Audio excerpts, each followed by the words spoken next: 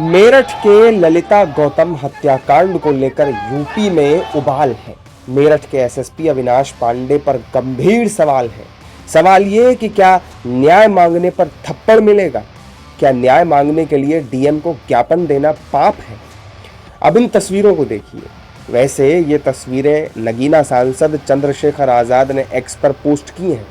अब इन तस्वीरों की पूरी कहानी भी सुन ली। मेरठ में 16 मई को ललिता गौतम नाम की छात्रा की हत्या को लेकर बड़ी संख्या में लोग कलेक्ट्रेट पर प्रदर्शन करने पहुंचे थे।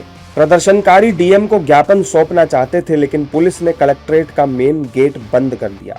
प्रदर्शनकारियों का आरोप है कि करीब 3 घंटे तक लोग कलेक्ट्रेट के बाहर बैठकर प्रदर्शन करते रहे। पुलिस अधिकारियों ने उनको समझाने का प्रयास किया, लेकिन वो लोग नहीं हटे। इसके बाद एसएसपी अविनाश पांडे भी पहुंचे। इसके बाद प्रदर्शन कर रहे लोगों को थप्पड़ मारे और फिर पुलिस वैन में घुसकर लोगों को पीटा गया। प्रदर्शनकारियों का आरोप है कि पुलिस ने गालियां दी और मारपीट की। पुलिस ने प्रदर्शन कर रहे 50 से 60 लोगों को हिरासत में लिया है। सीनियर आईपीएस ऑफिसर जो मेरठ के थे, उन्होंने प्रदर्शनकारी अनुसूचित जाति के जो लोग थे उनके साथ बेरहमी से मारपीट की है।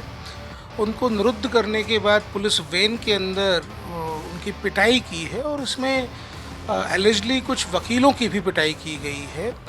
ये अपने आप में एक गंभीर मामला है और मानव अधिकारों के उल्लंघन के दृष्टिकोण से देखें तो प्राइमा फेसा ये प्रतीत होता है कि पुलिस ने अपनी सीमाओं को लांघा है। बीए की पढ़ाई कर रही ललिता गौतम की हत्या के बाद लोगों में गुस्सा है। सबसे पहले आपको ग्राफिक्स के जरिए प्रदर्शनकारियों की मांगें दिखाते हैं।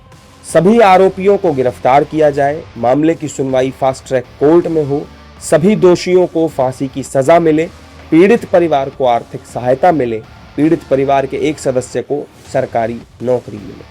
मेरठ के एसएसपी पर गंभीर आरोप है। वहीं पुलिस की दलील है कि प्रदर्शन के चलते जाम लग गया था, इससे लोगों को परेशानी हो रही थी। लेकिन सवाल यही है कि न्याय के जवाब में थप्पड़ कैसे मिल सकता है एसएसपी साहब? वहीं इस पर सियासत भी शुरू हो गई है। नगीना से सांसद चंद्रशेखर आजाद सड़क पर उतर आए हैं। मेरठ जा रहे चंद्रशेखर से यूपी पुलिस अफसर की नोकझोंक भी हुई। ये है कि पुलिस अच्छी कार्रवाई करे तो फिर जाने की आपको दिक्कत ही ना पड़े, लेकिन जो 2-3 दिन पहले हुआ वो तो अच्छा नहीं। तो पहले तो परिवार क्योंकि वो रो रहा था, उन्हीं के फ़ोन और मैसेज वगैरह आए तो उन्होंने कहा हमें लाठी से भी पीट दिया, सब ये कर दिया। तो एक बार उनको सुनेंगे तो। वहीं बीएसपी चीफ मायावती ने बिना नाम लिए चंद्रशेखर आजाद पर निशाना साधा और कहा कि व्यक्ति को कानून के दायरे में रहकर काम करना चाहिए और कानून को अपने हाथ में नहीं लेना चाहिए। पहले ऐसे संगठन व पार्टियां हिंसा व हंगामा व सड़क जाम जैसा बवाल आदि कराती हैं और फिर उनके मुखिया मगरमच्छ की तरह आंसू बहाने के लिए घटनास्थल पर पहुंचकर अपनी राजनीतिक रोटी सेकते हैं और उससे पीड़ितों को न्याय मिलने वाला नहीं है। जहां कांग्रेस एसएसपी पर लाल हो रही है, वहीं सपा मायावती को घेर रही है। अफसोस है कि बहन जी आज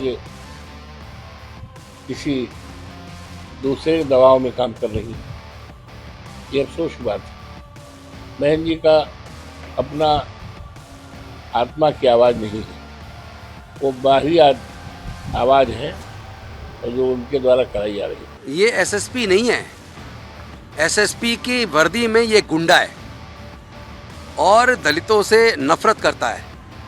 जो बहन बेटी वहाँ न्याय के लिए प्रदर्शन कर रहे थे उनको चांटे बजाएं और जिस रवि गौतम को हिरासत में लिया उस वैन का वो कुंडी खोलकर उसको ऊपर टूट पड़ा। ऐसा लगा जैसे उसको मार ही देगा, इतनी नफरत उसके अंदर कूट कूट के भरी है। ललिता गौतम हत्याकांड के बाद एसएसपी पर गंभीर सवाल उठ रहे हैं। जाहिर तौर पर इन सवालों के जवाब एसएसपी अविनाश पांडे महोदय को जरूर देने पड़ेंगे, लेकिन एक बात साफ है कि जिम्मेदार पदों पर बैठे अफसरों को इंसाफ दिलाने के लिए आगे आना चाहिए, न कि थप्पड़ मारने के लिए।